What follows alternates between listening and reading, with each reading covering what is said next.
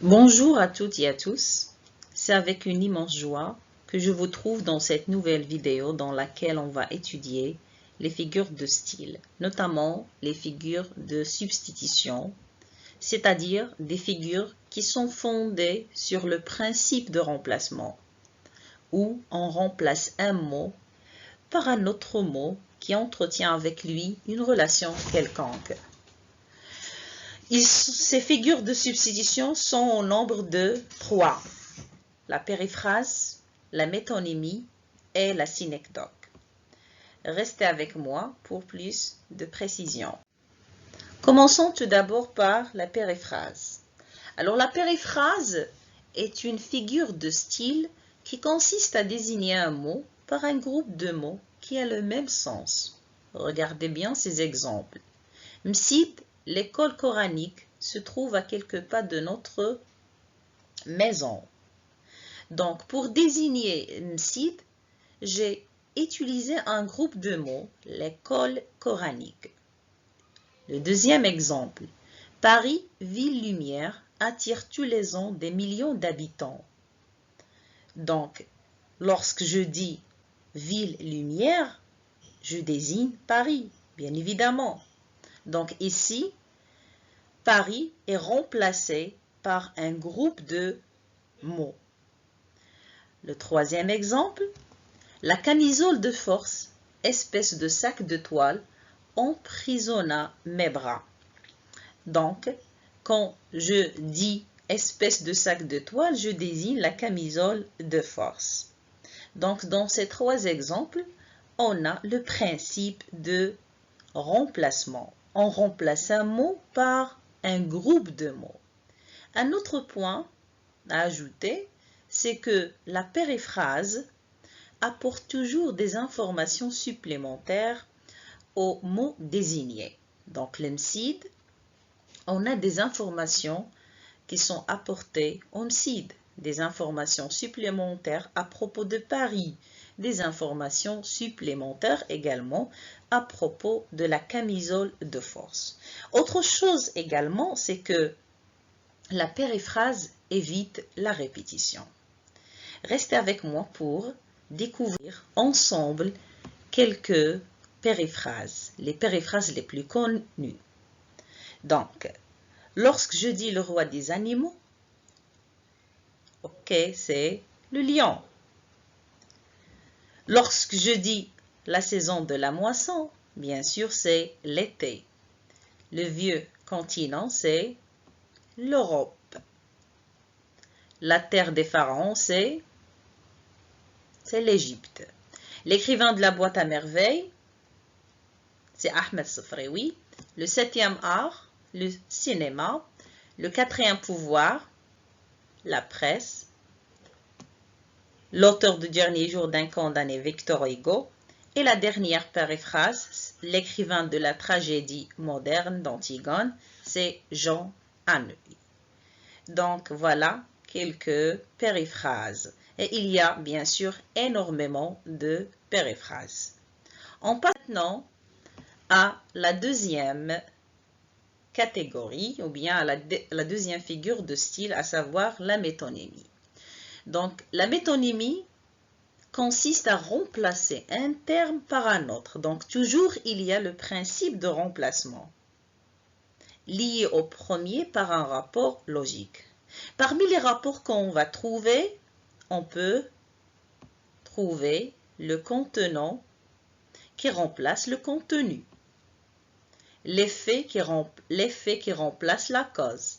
L'écrivain peut remplacer l'œuvre. L'objet peut remplacer l'utilisateur.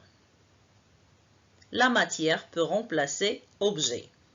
Donc, pour plus de précision, on va lire cette liste. Donc, j'ai bu 3 verres ou bien j'ai vu une bouteille. Si je vous pose la question, est-ce qu'on boit le verre? Bien sûr, non. Est-ce qu'on boit la bouteille? Absolument pas. Donc, qu'est-ce qu'on boit?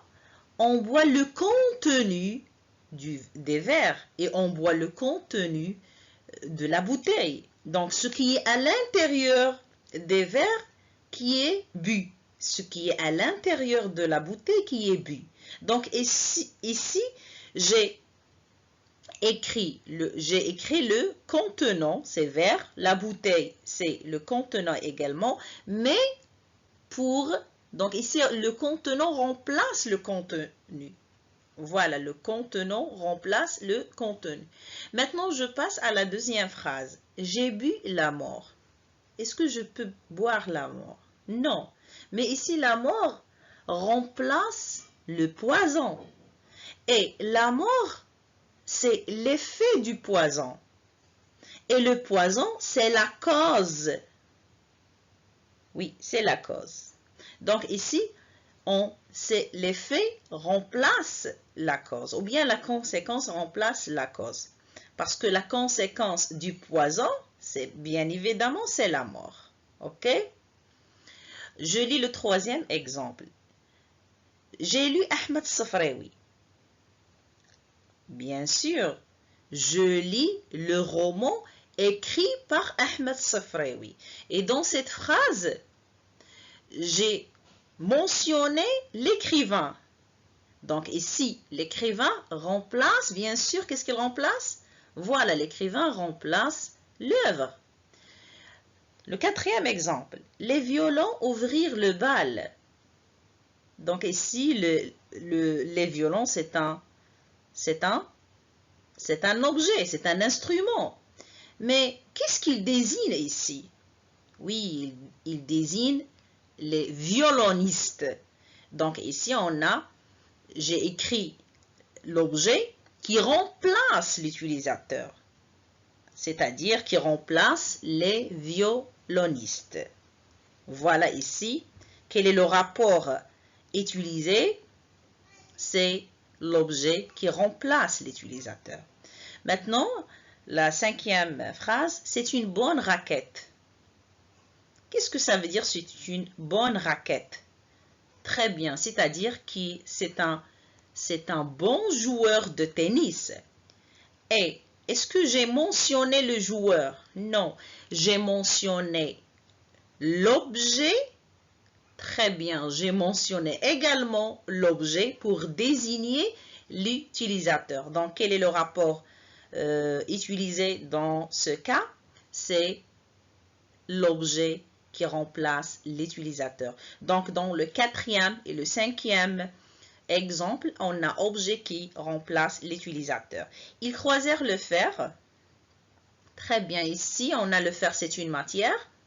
Voilà, mais quand je dis ils croisèrent le fer, c'est-à-dire ils croisèrent l'épée. Donc, ici, la matière remplace l'objet, exactement. Donc, quels sont les différents rapports logiques au niveau de la métonymie? On a le contenant qui remplace le contenu. On a l'effet qui remplace la cause. L'écrivain ou bien l'auteur qui remplace l'œuvre. L'objet qui remplace l'utilisateur. Et la matière qui remplace l'objet. On passe maintenant à la synecdoque. Donc, la synecdoque est une variété de la métonymie. Donc, on peut dire que la synecdoque est un cas particulier de la métonymie. Mais, une chose, c'est que la synecdoque, c'est le fait de parler d'une partie pour désigner le tout. Donc, la partie remplace le tout. Regardez bien ces exemples. Ce bras courageux qui a sauvé la nation. Donc, regardez le mot qui est souligné. Bras. Ce bras courageux qui a sauvé. Donc, ici, que désigne le mot bras? Bien sûr, il désigne le guerrier. Il désigne le guerrier. Voilà. Donc, au lieu de parler d'un guerrier, j'ai choisi une partie de ce guerrier, à savoir son bras. Et je dis ce bras courageux qui a sauvé la nation. Donc ici, la partie remplace le tout. Je passe maintenant à la deuxième phrase. J'ai vu des ailes dans le ciel. Donc, qu'est-ce que ça veut dire j'ai vu des ailes? Oui, ça veut dire j'ai vu des oiseaux. Mais moi, j'ai pris juste une partie de ces oiseaux, à savoir les ailes. Donc, les ailes font partie des oiseaux.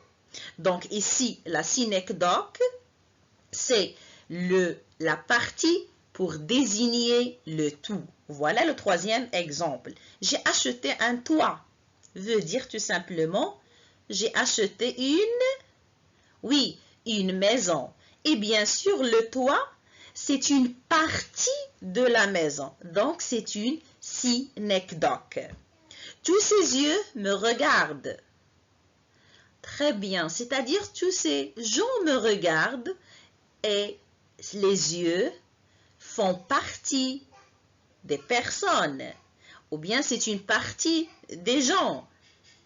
Donc ici, la partie pour désigner tout. Donc, quand je dis tous ces yeux me regardent, c'est-à-dire tous ces gens me regardent. Il y a environ 200 têtes dans la salle, c'est-à-dire il y a 200 personnes dans la salle. Donc, dans la synecdoque, c'est remplacer le tout par une partie. Ainsi se termine notre cours. Merci infiniment pour votre attention.